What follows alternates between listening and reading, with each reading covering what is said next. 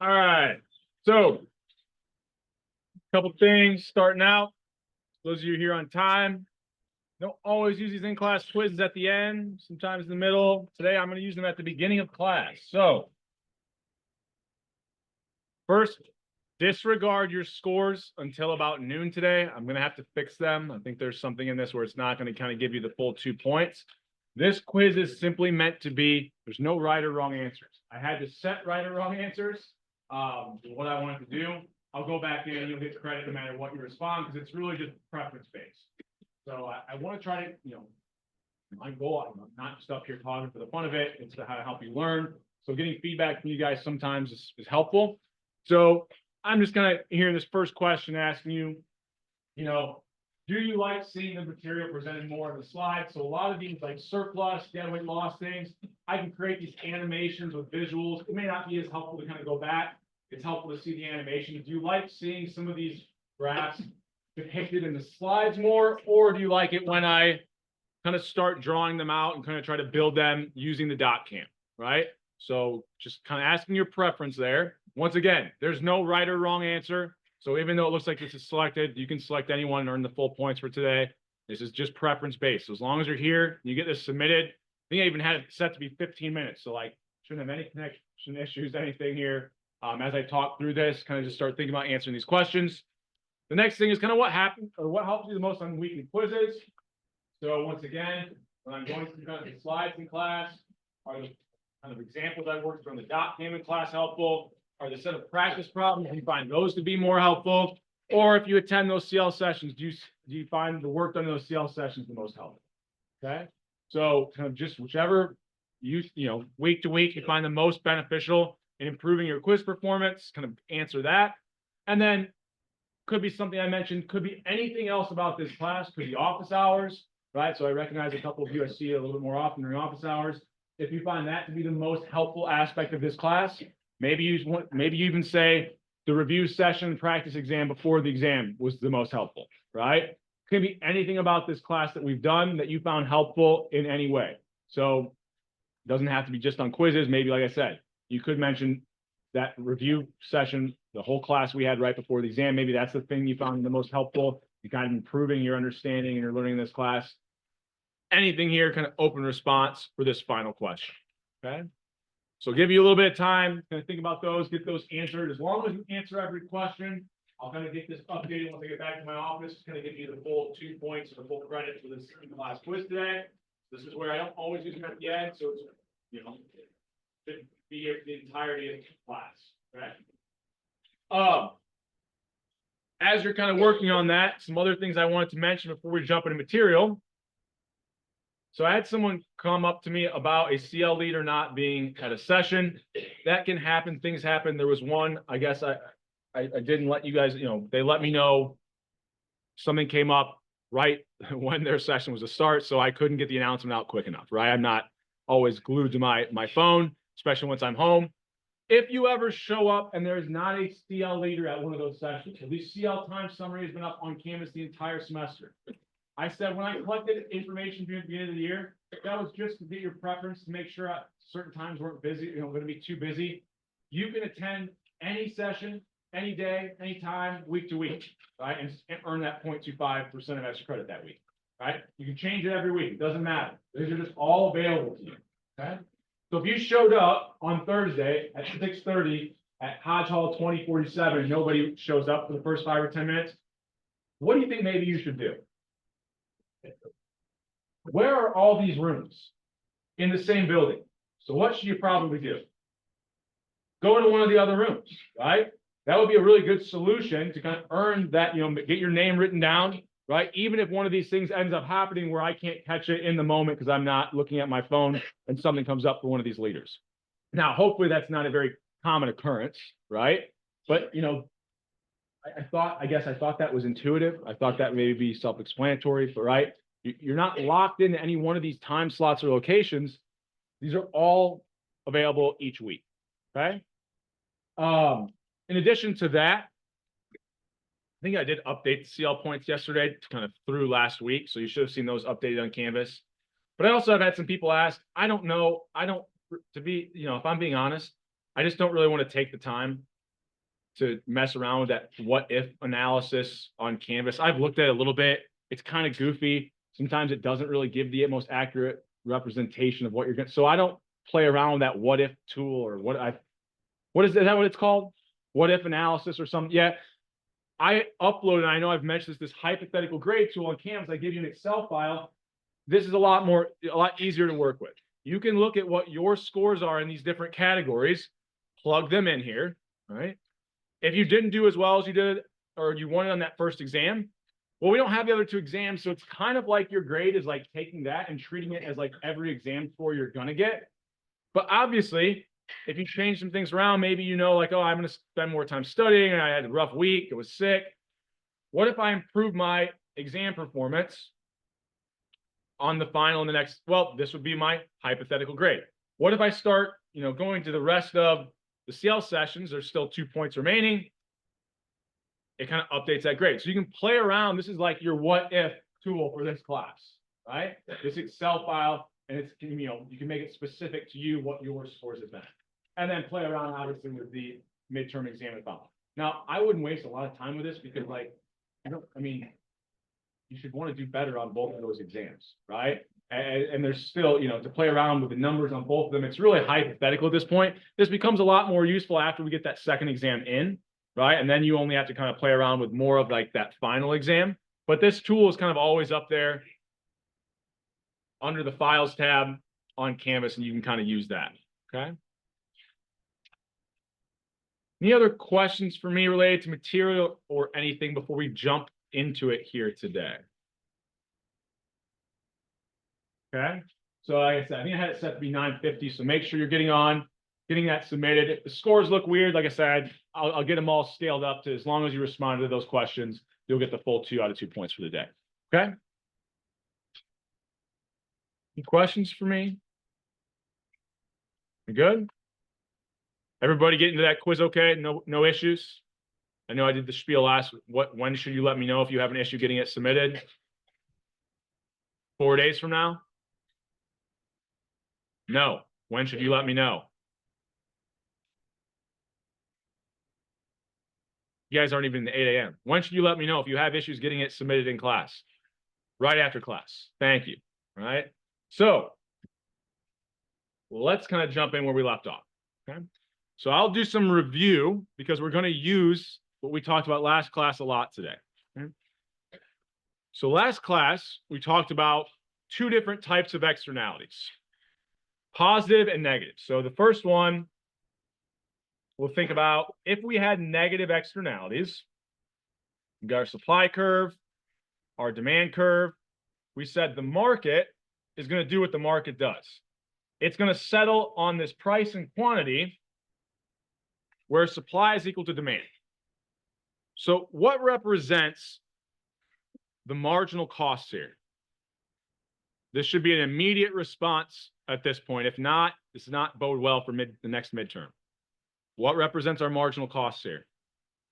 Supply. What represents our marginal benefits? Now, these are the marginal benefits and marginal costs of the people in this market, the producers and consumers.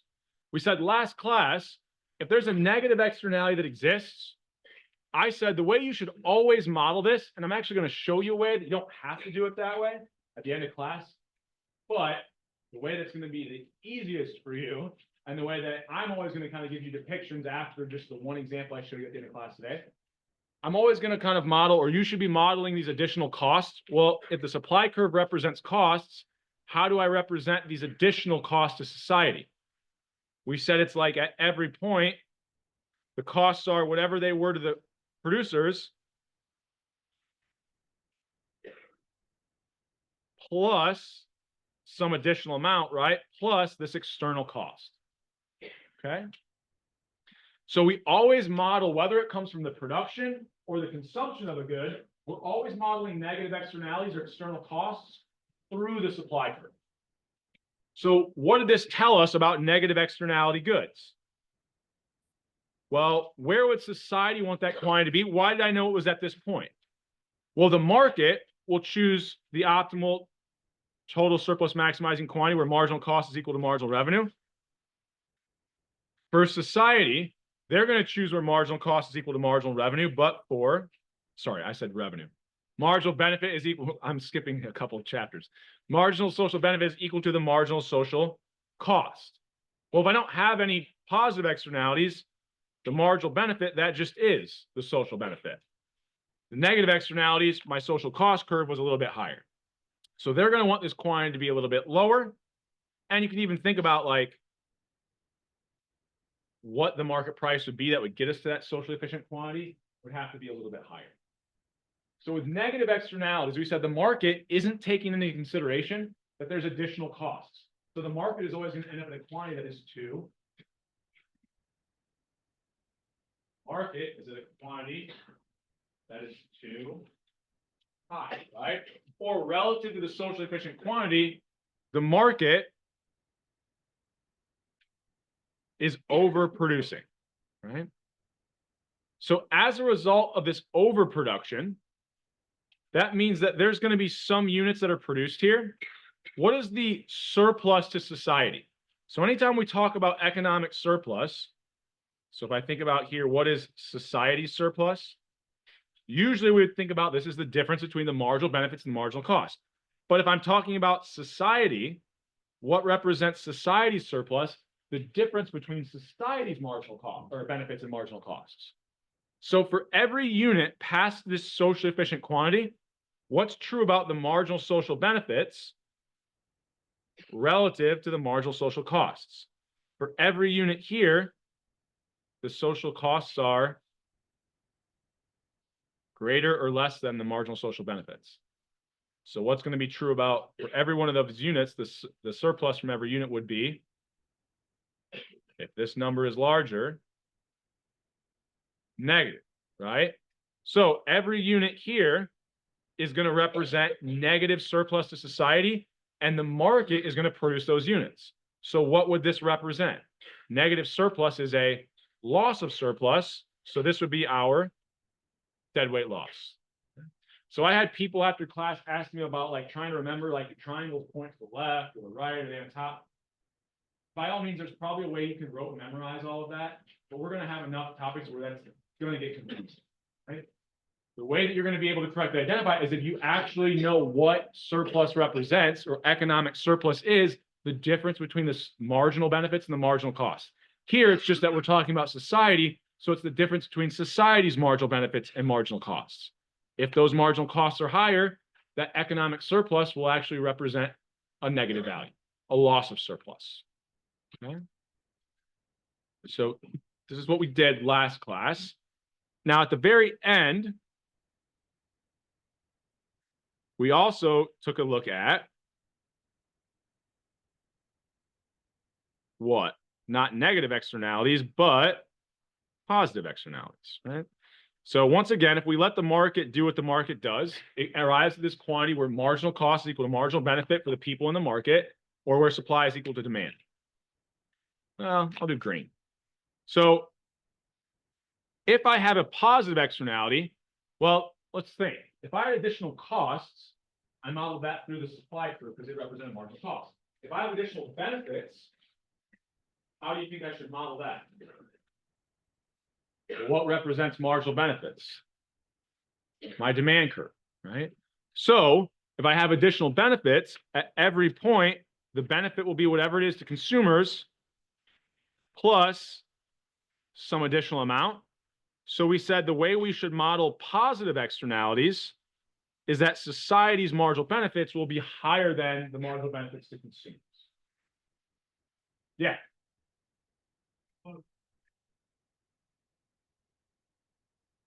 Nope. Yeah, right. The market is going to overproduce from where society would want it to be because the market doesn't take into consideration these additional costs, right? If you go into a store and you think you can just grab everything because the cost is zero, you're not factoring in costs, what are you going to grab? A ton of shit, right? If you actually have to pay, the cost is higher, you take into consideration those costs, how much are you going to buy at that store? A lot less, right? So when you don't factor in the actual costs, your quantity is always going to be too high. You're going to overproduce, or in my example, overconsume. It's not quite the same. I was just using it as like a to kind of think about. If we're not factoring in costs, we're going to do too much of something. Yeah. So if we have positive externalities, where is the marginal social benefit equal to marginal social cost? Well, now we don't have any negative externalities, so the marginal costs just represent all of society's costs. So that's going to be out here at this higher quantity. Now notice it gets kind of weird. And this is because we went through like subsidies and thinking about like the differences between prices here. Ultimately, what would result in this? We could think about society wants that higher price there as well. Right? Resulting in, or kind of, they would like the equilibrium price and quantity to be out here. Right? Now, we can think about for a positive externality. So what was the difference in between the demand curve and society's marginal benefit? That just represented our external benefit here. Where's the deadweight loss going to come from here? Well, once again, society's surplus is the difference between marginal social benefits, marginal social costs. What is the market doing here relative to where society wants it to be?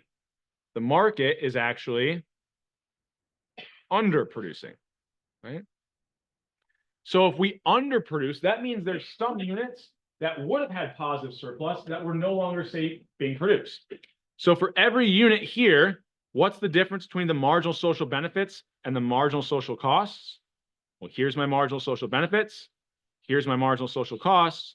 This would be positive surplus that we're not seeing the market actually produce, right? So this is going to represent our deadweight loss here, okay?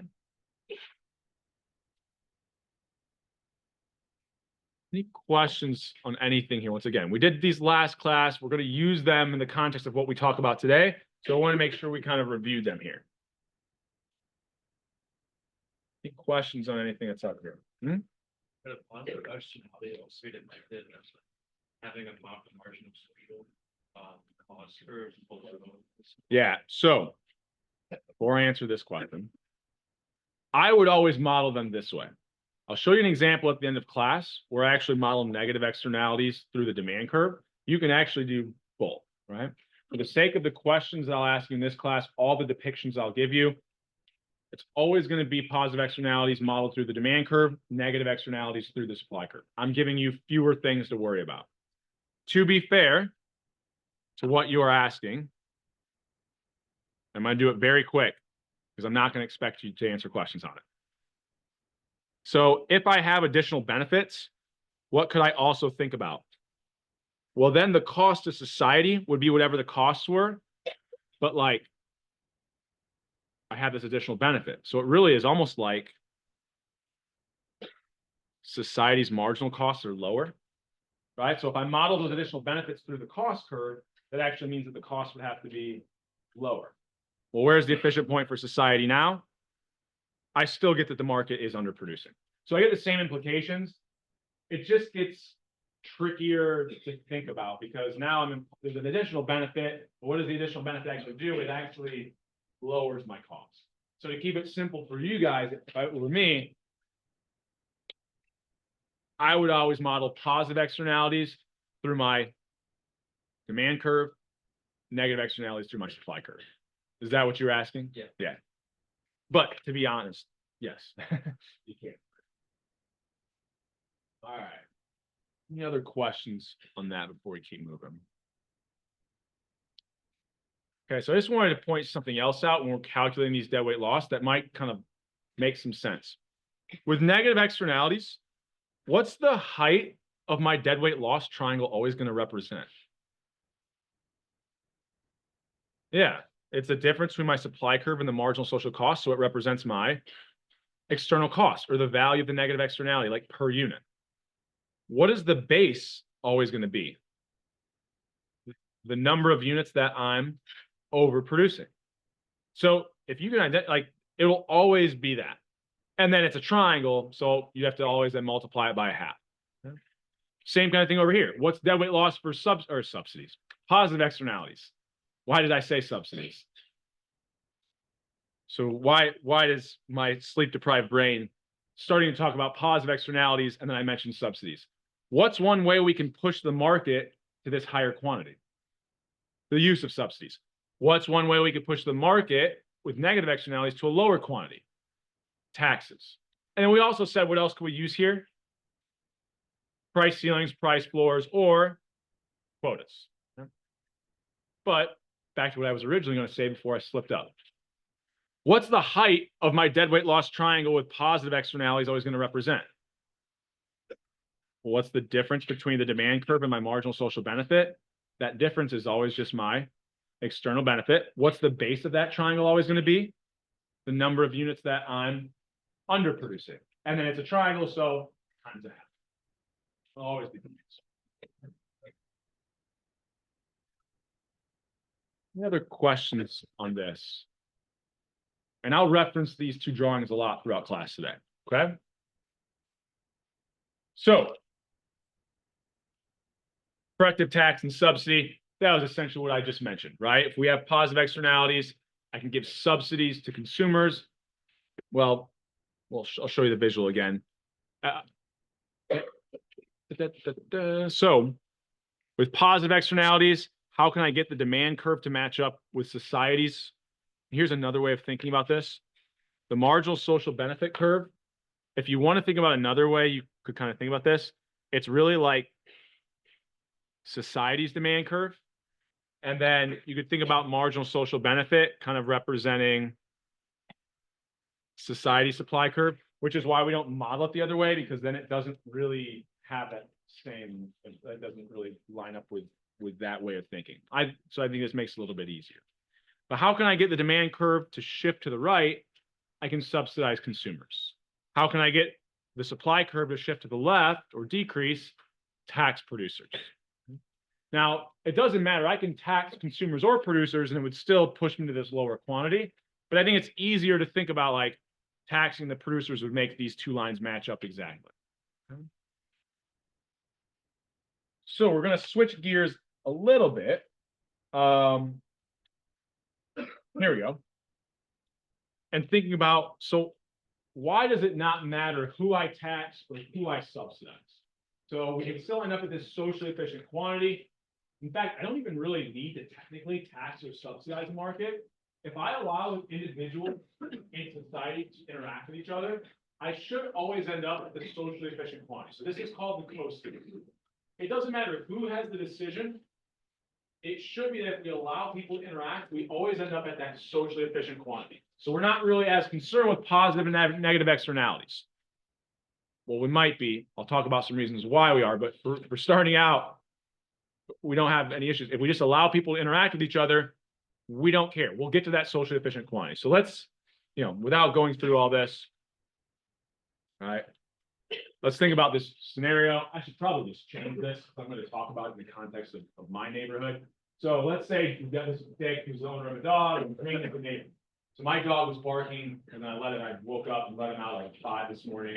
I'm sure my neighbors hated it because I get a marginal benefit from owning my dog. My neighbors don't, but what do they get when he's outside barking at 5 a.m.? A marginal cost, right? So I'm imposing additional cost on my neighbor by owning this dog. So what do they have? They have I've imposed a what to my neighborhood? A negative externality, right? So let's think about, okay, my neighbors hate this, or I'm going to use just one neighbor specifically to think about this example, but I enjoy owning the dog, right? So will I keep the dog or will it leave the neighborhood?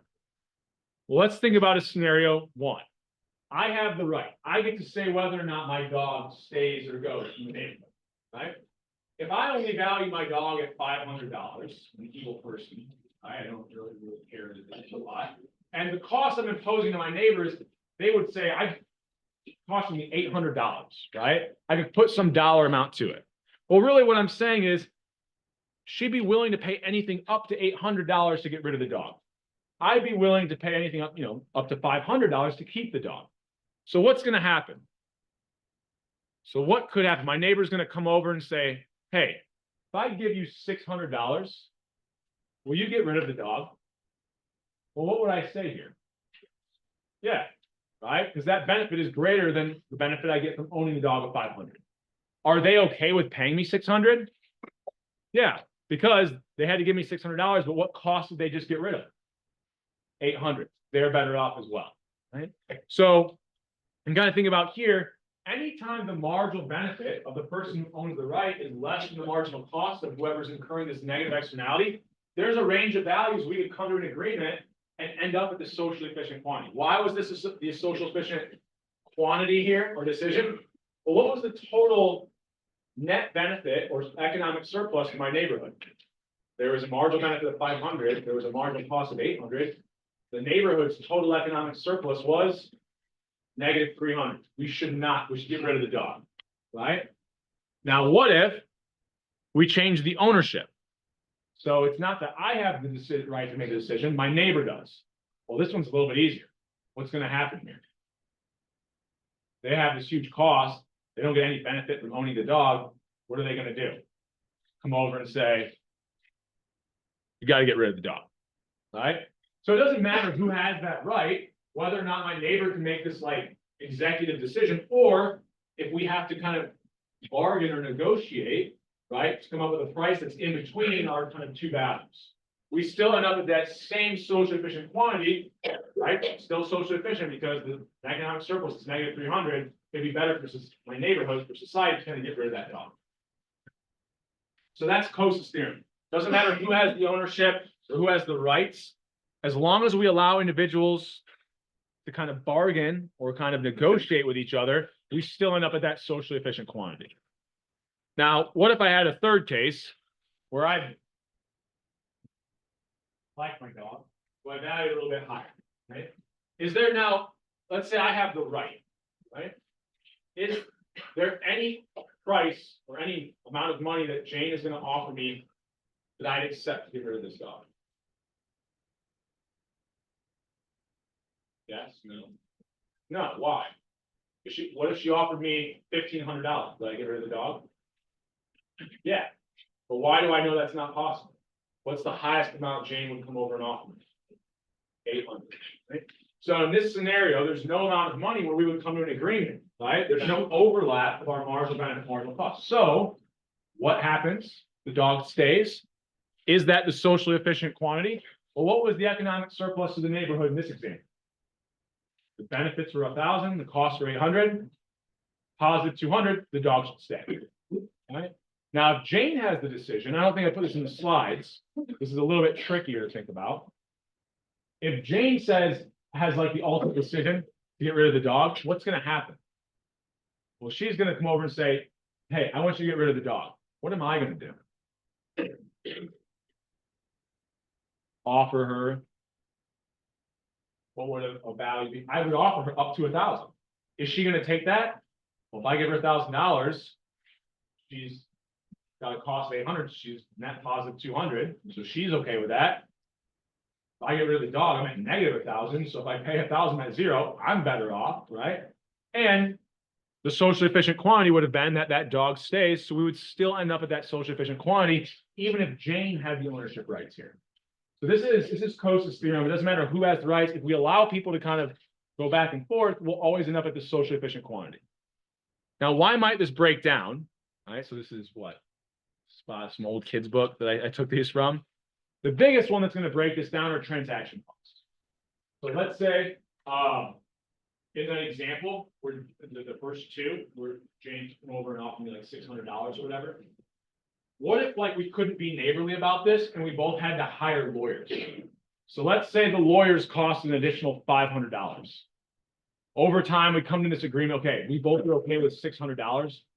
Oh, now the problem is though, if Jane offers me $600 to get rid of the dog, and she had to pay the lawyer $500 to do that, what's the real cost to Jane? $1,100. Is that greater than her cost of $800? She should have just not hired the lawyer and just let the dog exist, right? So these huge transaction costs can break down Coase's theorem. Okay? And you kind of think about this, so like if like local neighborhoods or local municipalities or states are trying to make agreements with companies about like pollution and whether or not they want to relocate, we could have similar issues, right? Because the cost of lawyers is just going to be insanely high, right? Another thing that can kind of break this down, stubbornness. So I always use this example. Let's say I just always want to get my way. So let's say I don't even really care about the dog. but I just want to, I don't want I just want my neighbor not to pay. And I just want to get what I want. What's technically my marginal benefit there? What's the highest you could ever have a marginal benefit? If I'm a real stubborn person and I just want to be right, I just want what I want. Is there any amount of money my neighbor could offer me? No, they can't offer me an infinite amount of money. So stubbornness can kind of break this idea down of Coase's theorem, and then coordination problems. So we had a two-person example here. Let's say I had in my neighborhood, each person's cost is like a little bit lower, so maybe it's only like $100. But if I have like 12 neighbors, the total cost of the neighborhood would be $1,200. Well, it would be socially efficient for that dog to go because the costs are really high, right? I'm factoring everyone in the neighborhood in. But what's the problem? In order to offer me an amount of money to get rid of the dog, all 12 of those people have to like meet and they have to talk about and come up with an amount they want to pay.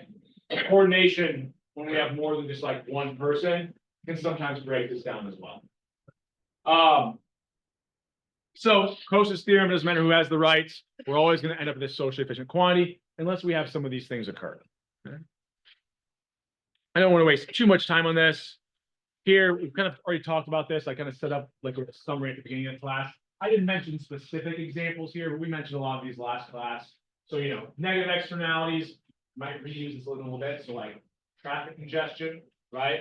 I was trying to remember this and no one could tell me the name of the road. And I should have tried to look it up between classes.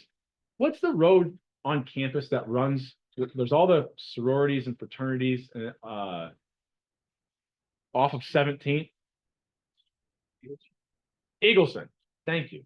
So Eagleson, when classes get out like around those times, it's very congested. So sometimes if I'm leaving like around 4 o'clock, it's like backed up, like to get on to 17th Street from there. And so a congested road, really people using that road, what's happening? There's a negative externality to other people who want to use that road, right? So congested roads are negative externality examples. Any type of pollution, we said negative externalities. I used education, immunization as positive. We talked about the solutions we have to both of them. This is just kind of a summary, kind of leading us in the next thing we're going to talk about, which are different types of goods. And we'll talk specifically about two of them where we see negative and positive externalities kind of pop up. So I don't know why I put public goods up here. We'll come back to this. We're going to first talk about the traits of goods. So when you go to buy something like every single day, we're going to end up calling those goods private goods. So if you go get a cup of coffee at Starbucks, okay? Public goods I had up there before, just to give an example of how that might vary, are things like, you know, a state park or a public park, or national defense is another one I'll use for public goods a lot of the time. So what are we going to define these different types of goods? Public goods versus the everyday goods we buy, which we would call private goods. It's going to be two characteristics. They're either excludable or non-excludable, and they're either rival or non-rival. So I think the easiest one, and I'm not going to say it as technical as it is in the slides, but to think about if something is excludable, think about that really means that you have to pay to use it. That's the easiest way to think about excluding. In order to enjoy the marginal benefit of that good, you have to pay for it. Non-excludable is going to be to enjoy the marginal benefit of that good. It just exists. You can use it without any fee, right? You don't have to pay for it. So right now, even if you don't want to, even if you want to make the decision not to enjoy the marginal benefit, everybody in this room right now is enjoying the marginal benefit of our national defense, right? Whether or not you want to, right? You are. So that would be non-excludable. You don't have to pay for it right now. You're just currently, it exists. So you have some marginal benefit. That would be a non-excludable good. Excludable is going to be anything. If I want to use that, I got to pay for it. You know, if I want to go to Starbucks and I want to drink, I can't just go around back and start making myself a drink, right? I have to actually pay for that product.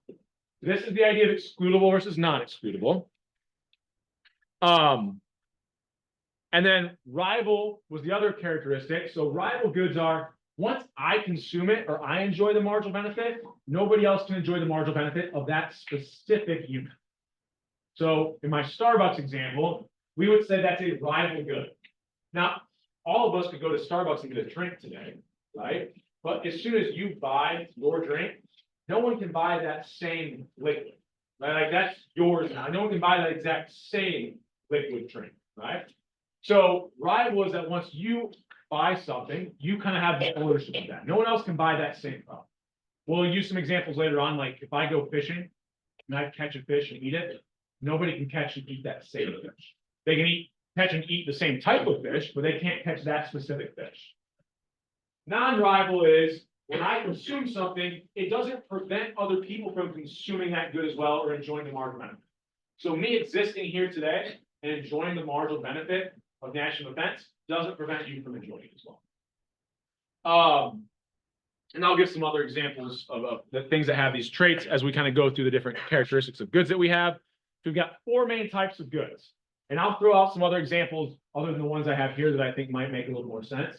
So private goods, these are like the things that you would just think of you often buy every day, right? So something from Starbucks, whatever you get for lunch, those are going to be rival. Once you go buy that cup of coffee, no one can buy that same cup. They're also going to be excludable in that if you want that, you have to pay for it. So rival and excludable goods are going to be like most goods that we are clothing, right? Like everything physically that we probably have on us today. Right? Those are going to be our private goods. Public goods are going to be non-rival and non-excludable. So I already gave some examples of this, like national defense, things like that. I have another one here, like a lighthouse. Once a lighthouse is built, any boat that's out, I grew up like here, we've already told you that, right? On Lake Michigan, if there's a lighthouse, every boat that's out in the lake, they can use the lighthouses that, like the lights out there. I can use it. It's not excludable. I have to pay for it. It's also non-rival in that if I'm out on the lake using this lighthouse to get back, to shore, other boats can also use that same light, right? I'm not preventing anybody else from using that good either. Give you another example specific to this class. If you ask a question in class, is it excludable or non-excludable? I wish it was excludable. I wish I could charge it, right? So if you ask, I don't actually, but right, if you ask a question, it's non-excludable. When I ask if there a question, anybody can raise their hand and ask it, right? So it's non-excludable. Now, is it rival or non-rival? As soon as you ask a question and you get the answer to your question, are you preventing anyone else in the room from also getting the marginal benefit of hearing that question answered? No. So it's not only non-excludable, it's also non-rival. So asking questions in class would be what we call a public good. Okay. Is that making sense so far when I'm giving these characteristics? Now, the other two that are a little bit different, we might not have think about before. So the one is going to be common resources. So instead of fish, I'll think about like the deer population because we're in Indiana and I see them every single day driving home, basically. Let's think about like the deer population in Indiana. We would say if there wasn't a government that existed, so we kind of think about like going back to like when people showed up to America and they hunted American buffalo. I don't even know. I get always get mixed up with it. American buffalo or bison, whatever it was, right? It was non-excludable. You could just go out and shoot as many as you wanted, right? You have to pay for it. It was also what? Was it non-rival? As soon as I shoot and kill an animal, can anyone shoot and kill that same animal? No. So it's non-excludable, but it is rival. So we would call these common resources. Now, the name of the good, that's why I try to use like fishing, hunting, because these are common, these are things that we can all go out and fish and hunt, right? Excuse me.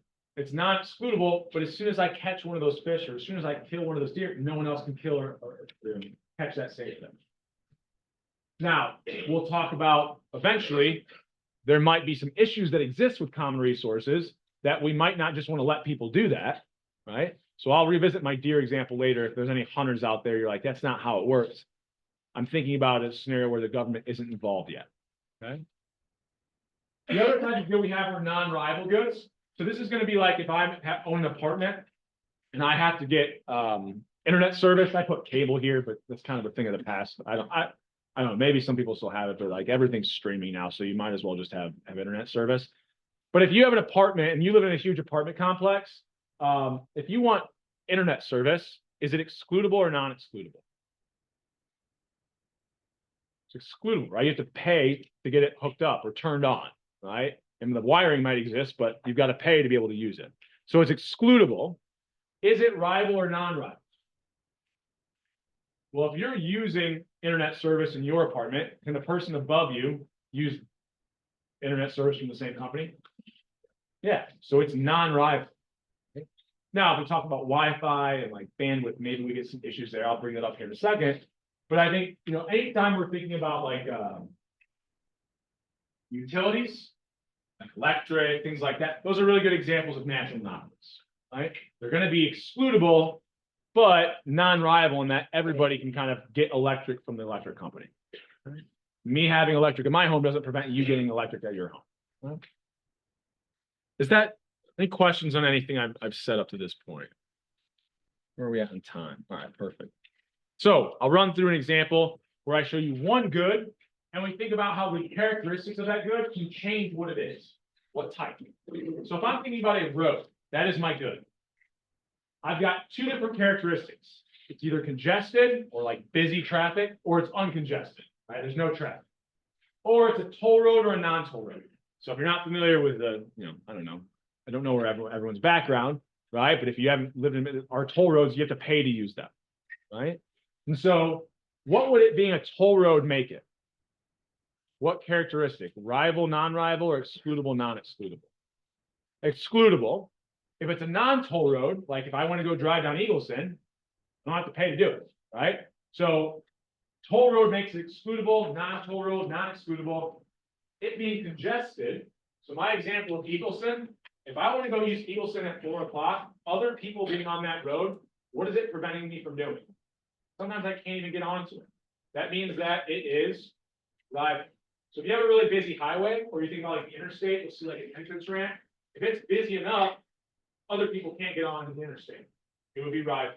Now, if it's uncongested, anybody, there's not like it's going to be non-rival. Right? All of us can just use that road. There's no traffic, anything like that. So those are characteristics. So if I had a public good, what road would represent a public good? Well, we said it has to be non-excludable and non-rival. So that would be a what? So is it going to be a toll road or not? No, right? It's don't have to pay to use it. It's a public good. Is it going to be rival or not? The idea is that we can all enjoy the benefit. So it's non-rival. So this would be an uncongested non-toll road. What if it was a common resource? We go back, our common resources, we said like fishing, non-excludable, but it is rival. So if it's non-excludable, it's going to be a non-toll road. But if it's rival, that means it's going to be a congested non-toll. So same good, but different traits can kind of change the type of good that it is. And we'll see why that matters here in a second. Private good, this would have to be, we kind of think about every day we buy something, that's going to be something that's excludable and rival. So what would that have to be? So if I'm paying for it, it would have to be a toll road. If it's rival, it prevents other people from using it, it would have to be a congested toll road. And then our only other one is natural monopoly. We said this is like electric service or anything else. It's excludable, but it's non-rival. So excludable would make it what? It would have to be a toll road. Non-rival, it would be a uncongested. So here we have the same good, different characteristics, kind of change the type of good that it is. I think maybe on a quiz or something, I do like office hours and like, different traits of my office hours make it a public good versus a natural monopoly, things like that. Okay. So I'm going to go through this relatively quickly, and then we'll kind of jump back to some stuff that we did earlier. So I just want to use this table to highlight, and then we'll look at it graphically.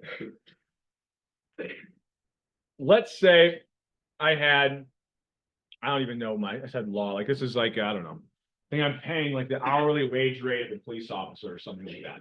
So if we had a public good, like any service that we have, like the firefighters, police officers, right? They're really public goods, right? So let's think about if we allowed individuals to make the decision. Are they going to pay the hourly wage rate of a police officer here? We can think about it that way. Well, for Tom, his marginal benefit, maybe he's got a business in town, he's got a couple kids. His marginal benefit of paying for that police officer for that first hour, $50, the price is $35. Is he going to hire that first officer? Yeah. What about the second? Marginal benefit's $40, costs $35. So yeah, so he's going to hire two. Will he hire the third? Not quite. So Tom's going to hire 2 of these officers, right? Is that going to be the socially efficient quantity? Well, not if we have other people in this society. I'm going to keep it as one other person to make it easy to start out. Let's say Jill exists. Now, Jill was making the decision. How many police officers is Jill going to hire on her own? Yeah. That very first one, her marginal benefit is 30. The price is 35. Is she going to even hire that? No, 0. So how many total police officers do we have between Jill and Tom? 2. Now, the problem is once Tom hires a police officer, what's the marginal benefit that Jill gets to experience?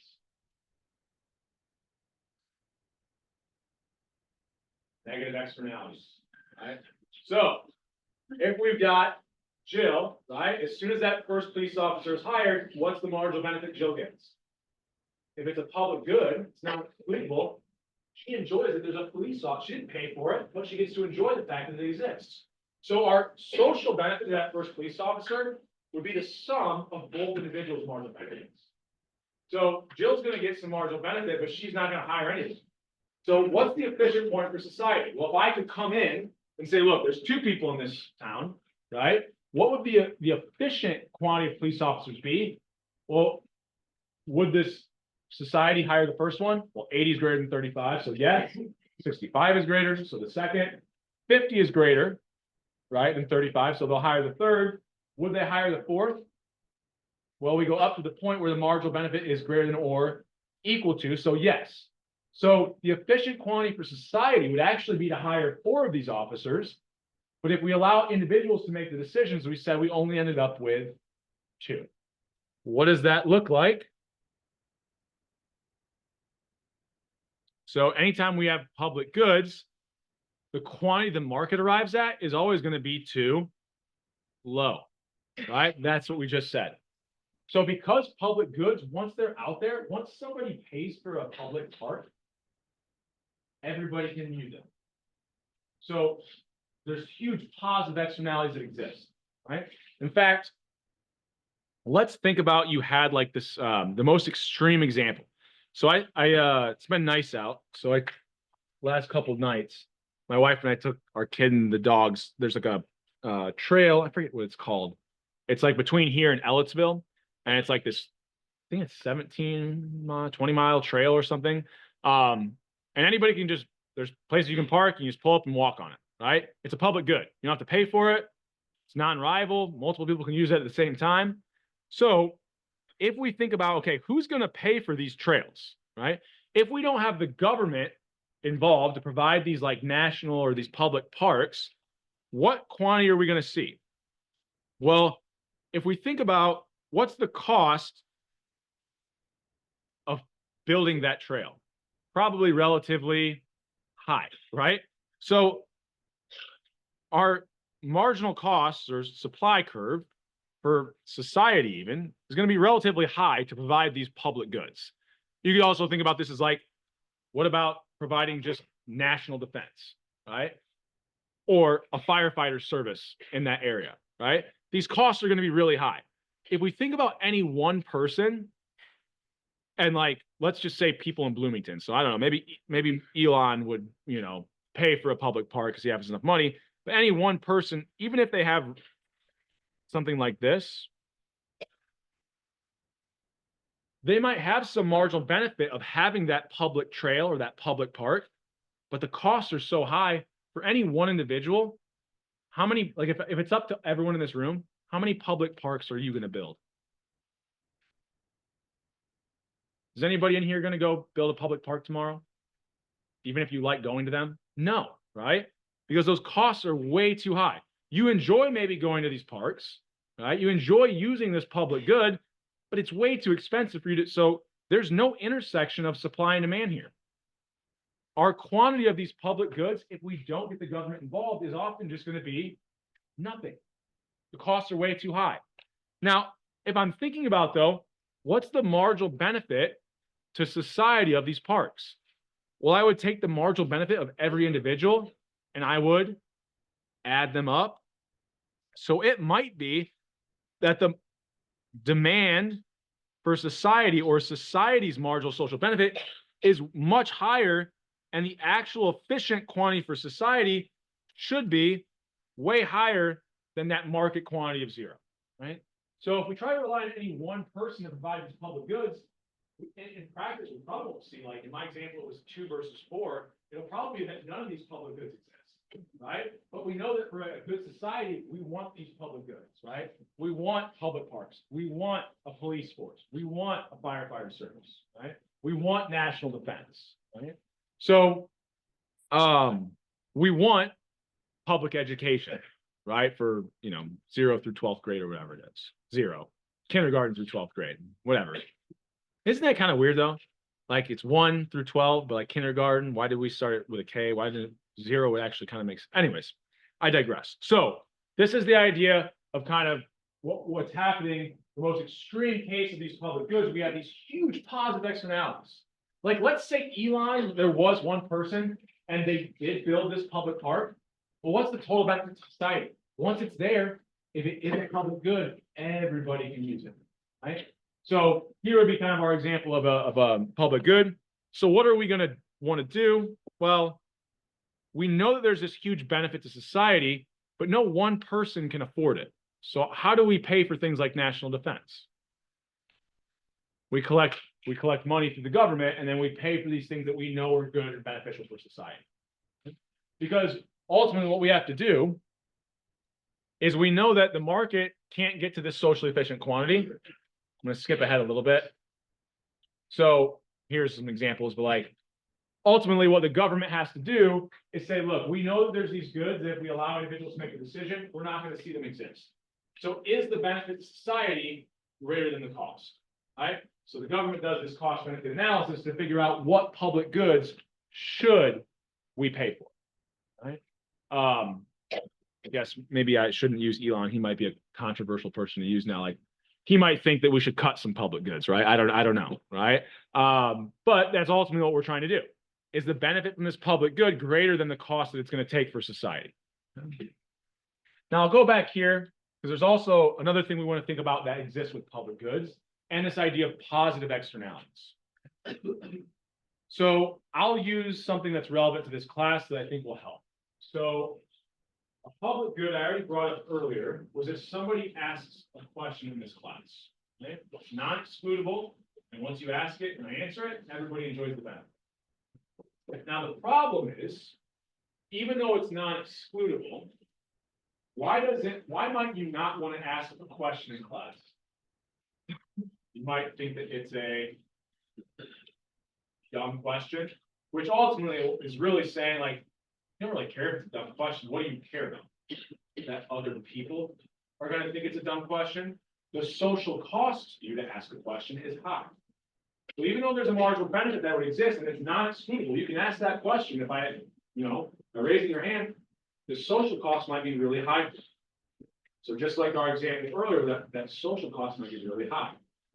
So what ends up happening? Just like with our national defense example, no one person will pay for it. Or in class, no one person is going to ask that question. What are you hoping that someone else does?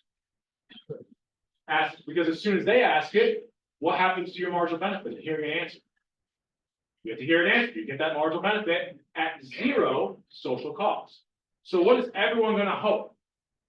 Somebody else asks the question, so what ends up happening? Nobody asks the question, right? So this idea of the free rider problem, that everybody else is relying or is hoping that somebody else does this, because once someone else provides this public good, I get the marginal benefit.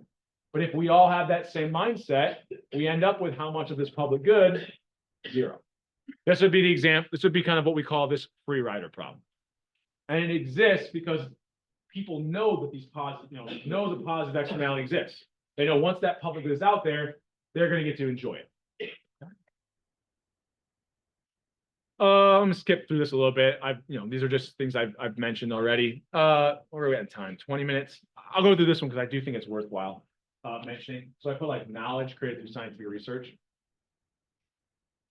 If somebody, I was listening to someone talk about, and I'm probably gonna get it wrong. It was something like, they used to use like gold, and there was a bunch of inventions they used that for. Now there was uranium, there's like tritium now or something. So I don't know. There's all these like precious metals that are used to create new products.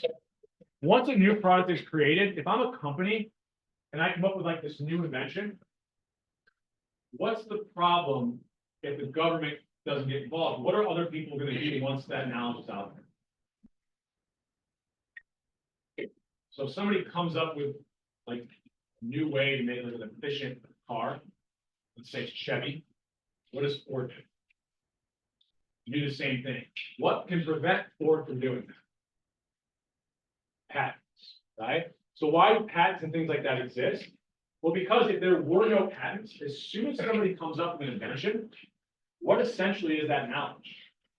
Once it's out there, anybody can use it. I mean, if it's knowledge, right? We all can use it. It's a non-excludable good. So it's a public good. So what's going to happen? Everyone else uses it. And now the person that spent all this money on research and development to come up with this new invention, how much money can they now make off? Not near as much. So when they're making the decision, the benefits are going to be much lower. The cost is so extremely high to come up with this new invention or this new knowledge. So what's going to end up happening? I don't invest my money in research and development, right? So this free rider problem would exist. So what's one way you can kind of shut it down? Creating patents, guaranteeing that it won't become a public good, right? So essentially the patent makes it what? It's like the most extreme tax. Like a tax is like the amount of money you have to spend to do something. What's the most extreme tax if you do something? Throwing you in jail or like finding your company an insane amount of money because you broke patent law, right? So it's essentially like you're imposing like a crazy high tax. Like you're making it excludable. You're making them have to pay to use this. And a patent is technically like an infinite payment, right?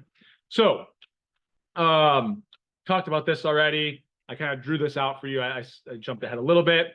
The other thing I want to make sure we have time for today is talking about common resources, okay? So we've got things I can already mention this with common resources. That's usually we think about like fishing or hunting, things like that. It can also be, I'll give you a good example and kind of think about the free rider problem. So a common resource we said has to be something that's non-excludable, but it is rival. So over where my office is in Wiley, there's like a shared kitchenette area that everybody who has an office can use. So it's not excludable, but why is it maybe a rival? So initially, if people like use it and clean up after themselves, everyone just kind of keeps using it. Right? It never gets too busy, right? So it's not rival in the sense that like it's ever too busy. I can't go in there and use the microwave or the sink. But it does become rival in that, well, once that kitchenette is there, it's not excludable. People will go use it and then do what? Not theirs. You think they're going to spend the time to clean it every week or even every month? No.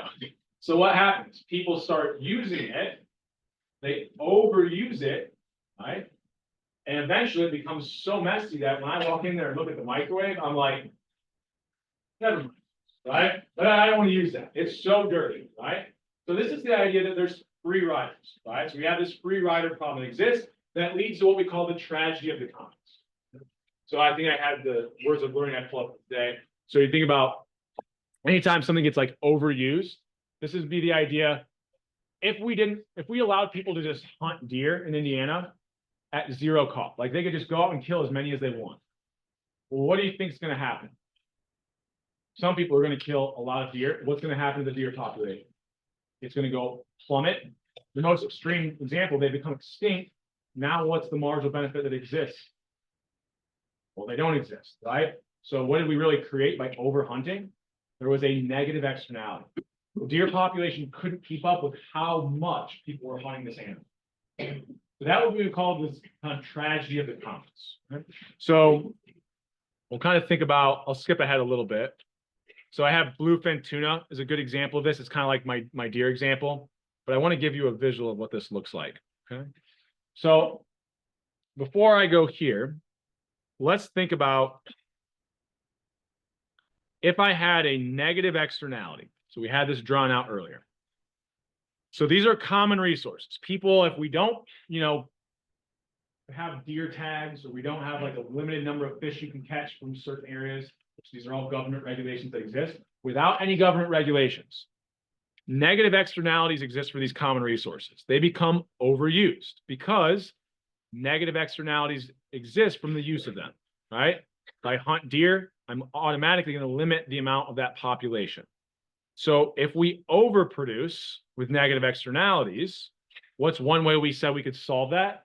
Impose taxes. What is a deer tag? You have to pay for it. Essentially, it's a deer tag. Now, actually, a deer tag, you can only get so many. So not only is it a tax, it's this weird combination of like a tax and a quota. It's a quota for each individual, but it's still a quota. You can't go past this quantity.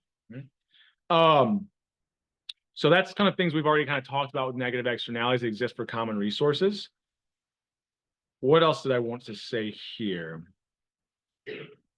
So this is typically how we would model these negative externalities, and that's what I would expect of you. Okay. There's another way of modeling them as well. And I've got something in, well, we'll look at the slides because I think it'll be easy for me to kind of point, and then I can kind of transition things here. So we said usually we want to model negative externalities through that supply curve. That's the only way I expect you to do it. But kind of the question earlier, we can model these positive and negative externalities in different ways. So here's probably what's a more realistic way to depict a negative externality from the overuse of a common resource. So if you think about like the fish population, so that's the example I'm using here. There's a certain number of boats out in the lake, fishing the lake, catching fish to like go sell at the market or whatever. Initially, if there's only one boat, yeah, it's limiting, it's kind of decreasing the fish population, but the fish population can kind of catch up. Like, there's a negative externality, but like it doesn't take the fish population that much to kind of replenish itself. Well, now if there's two boats fishing, well, is it going to take less time or longer for that fish population to repopulate? Even longer. So the negative externality is going to be a little bit larger. What if there's 8 boats? Well, now the negative externality is going to be the fish population really not catch up, right? It's not this nice linear shift. So sometimes with positive negative externalities, anything I give you like a quiz or exam, I'll give you these nice linear shifts. It's easier to think about. I just wanted to use an example to say, in practice, it may be, especially these common resources, that the negative externality, it's not this nice linear shift, right? Notice kind of the slope is changing here. Not only that, we said we don't have to just model these additional costs through our supply curve. I can also model them through my demand or my marginal benefit curve. We said if there's negative externalities, it's almost like my benefits would be whatever they were before minus a certain amount. So here I'm modeling my negative externalities, not through my supply curve, but I'm modeling it through the demand curve. So you can do it either way. What ends up being true? Well, when we modeled it through our supply curve, we ended up that the market was going to do what? Overproduce relative to that socially efficient quantity. If I model it through my demand curve as lower kind of social benefits, the market would stop here at 8 boats. Society's efficient quantity would be 4. So what do I end up finding? The market overproduced. It's the same implication, just kind of modeling it in a slightly different way. Once again, I'll only expect you to kind of model through the supply curve. That probably makes a little bit more sense. Here, what would that look like? Instead of kind of seeing this shift here, the marginal cost curve would be shifted up, which would do what? Still push that efficient quantity for society lower. So you get the exact same implications. It's just a different way of visually depicting it. Let me think if there's anything else I want to say here. So I skipped a bunch of this stuff, so I want to kind of come back. So, overfishing. I just have different examples in the slides here. If you want to kind of go through them, I'm not going to go through the fine-tooth comb. But like, there's I think it's like out west. I don't remember what it is. I should look some of these things up to have like all the details ironed out. But it's like there's like common grazing land where like farmers can take their livestock, and it's like everyone can kind of have their livestock graze this land. Well, what do you think happens if it's non-excludable? But as soon as someone takes their cattle out to this land and they eat it, no other cattle can eat that same grass. It is rival. So people overuse it. If they overuse it, just like fish can't repopulate, the grass can't grow fast enough. So what do we end up with? The Dust Bowl. Right? We end up with like, this field is basically dirt, right?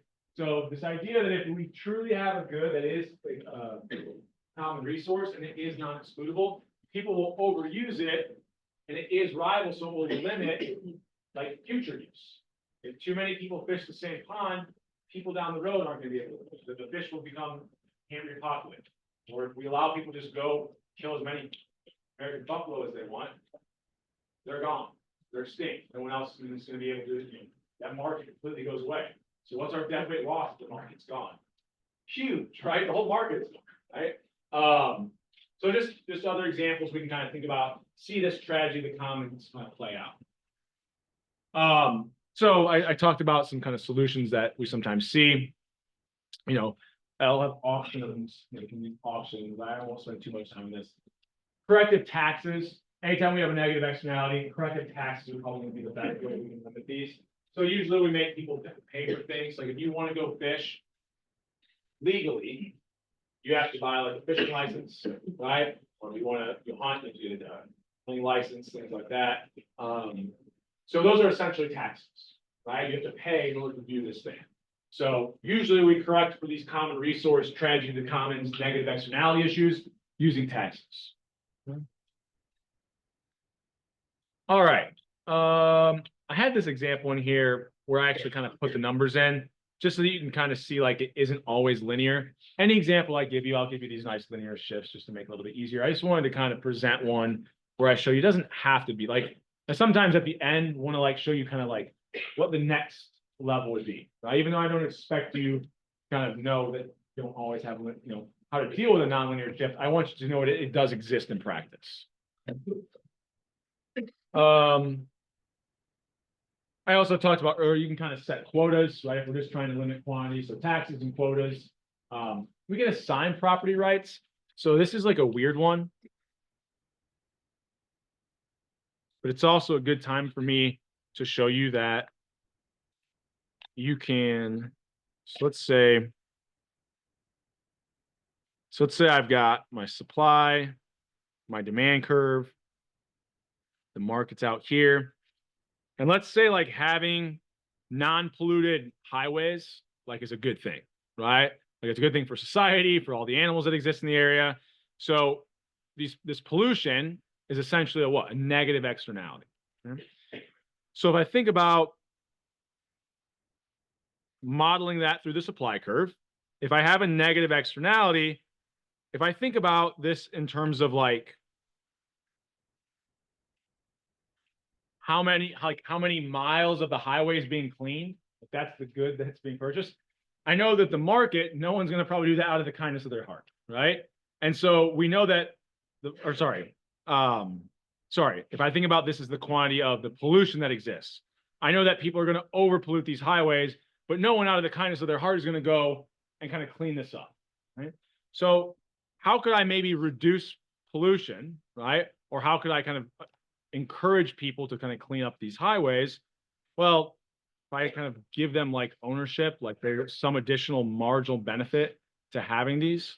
So let's say essentially this was like how much I'm polluting. Well, if I have, how do I want to set this up? So let's think about there's a stretch of highway and like I tell you like this is your stretch of the highway. You might have just some natural like internal benefit from seeing it look nice. Right? So they'll kind of do these like different like adopt a highway things or these organizations, this represents them. Well, not only is it like a feel good, like there's a marginal benefit from like, okay, my organization has helped clean this section of the highway.